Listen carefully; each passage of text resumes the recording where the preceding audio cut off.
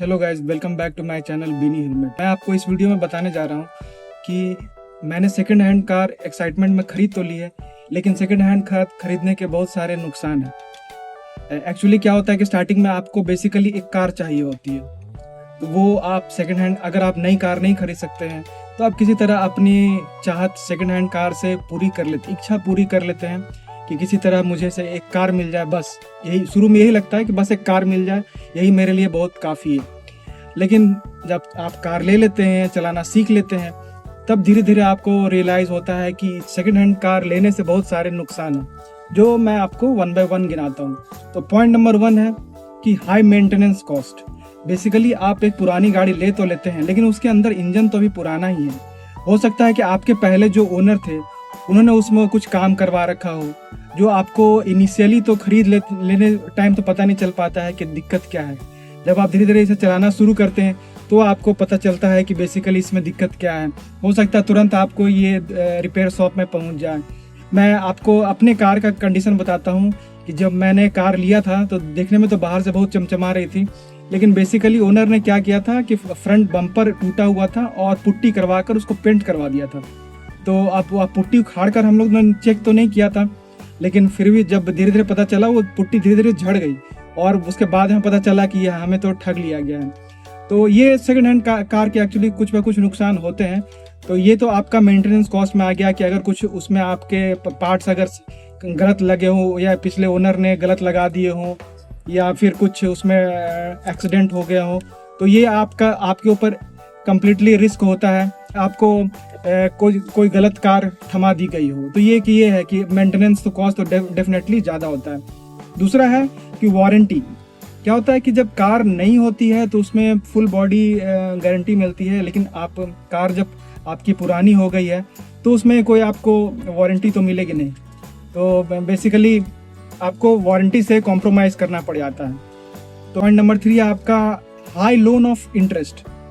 High loan of interest मैं ये कहना चाहता हूँ क्योंकि क्या होता है कि आपने कार खरीद लिया, ठीक है, आप कार खरीद तो लिए, लेकिन खरीदते समय हो सकता है कि आपको लोन लेने का रिक्वायरमेंट हो गया हो। तो कंपनी भी देखती है कि अगर ये कार पुरानी है, समझे, अगर कार पुरानी है तो उस पर लोन ऑफ इंटरेस्ट वो ज़्यादा करके देते हैं। नई कार पे अगर मान लीजिए 7% है, एग्जैक्टली मुझे रेट नहीं पता है, अगर 7 से 10% है तो वो 2-3% हायर करके ही देते हैं, वो कम नहीं देते हैं। तो 3 लाख की कार पे अगर आपने लोन लिया है बेसिकली कार के लिए, तो आपको इंटरेस्ट रेट इस पे ज़्यादा पेमेंट करना पड़ेगा। तो सेकंड हैंड कार खरीदने के एक ये भी नुकसान है। चौथा है कि इसमें बेसिकली अगर आप कार खरीद रहे हैं 2-3 लाख के आसपास, तो हो सकता है कि 10 साल पुरानी भी कार हो सकती है।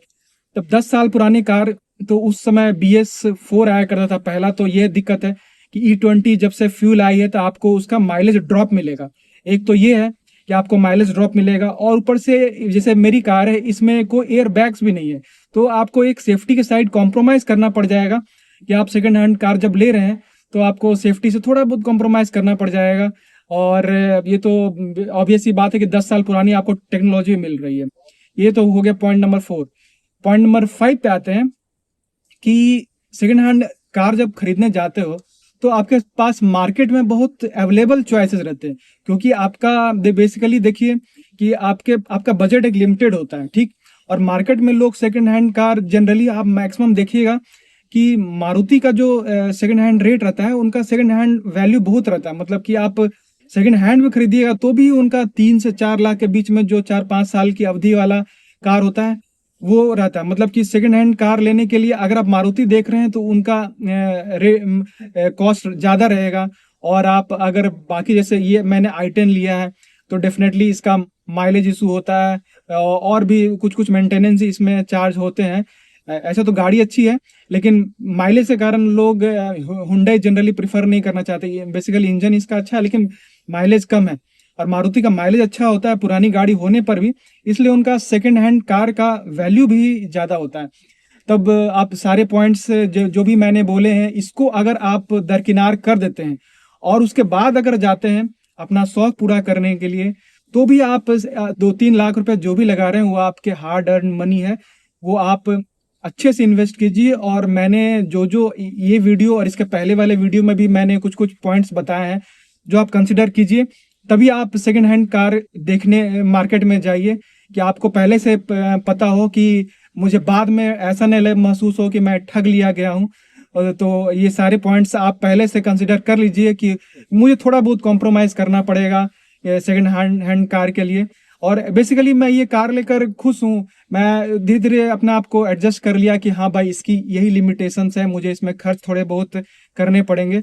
तो उसके बाद से ही मुझे point A to point B जाने के लिए I am happy with this car. तो आप भी ये सारे पॉइंट्स कंसिडर कर सकते हैं। और आप अगर सेकंड हैंड कार मार्केट में देख रहे हैं तो डेफिनेटली जा सकते हैं। होपफुली ये वीडियो आपको पर्पसफुल लगा हो। अगर थोड़ा भी पर्पसफुल लगा हो तो इनकरेज करने के लिए एक लाइक कर दीजिएगा। और अगर आप मेरा कंटेंट आपको अगर अच्छा लगता हो तो please subscribe me, this gives little bit of encouragement to us. Thank you.